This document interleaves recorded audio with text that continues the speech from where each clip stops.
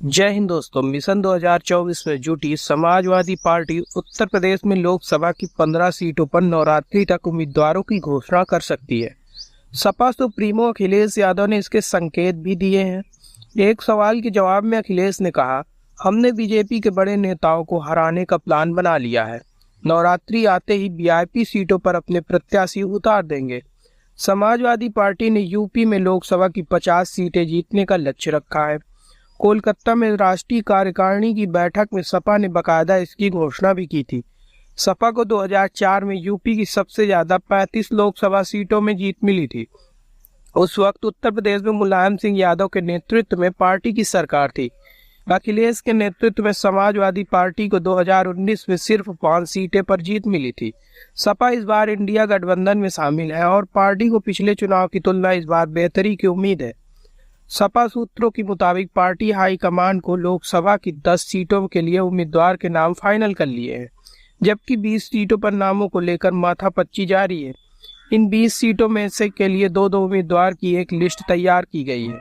जिन सीटों पर उम्मीदवार के नाम फाइनल किए गए हैं उनमें से कुछ सीटें ऐसी भी है जहां पर सपा पिछले 3 साल से चुनाव लगातार हार रही है। सपा इस बार लोकसभा सीट जीतने के कुछ विधायकों को भी मैदान में उतारने की तैयारी में है।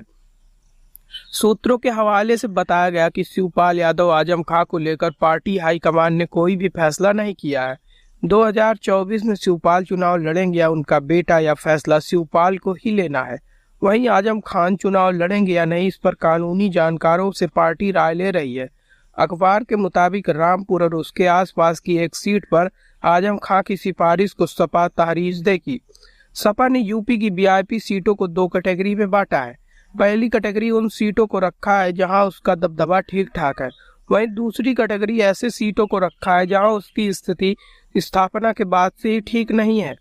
रिपोर्ट के मुताबिक समाजवादी पार्टी इस बार 19 ऐसी सीटों का चयन किया है जहां स्थापना के बाद से ही पार्टी कभी नहीं जीत पाई।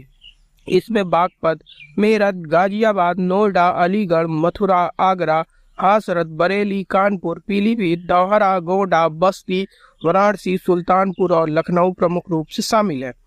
सूत्रों का कहना है कि दूसरे कैटेगरी की सीटी पर सपा दावा नहीं करेगी। सपा वाराणसी, कानपुर और नोएडा कांग्रेस के लिए छोड़ सकती है, जबकि बागपत, मथुरा, गाजियाबाद जयंत चौधरी के हिस्से में देने की तैयारी है।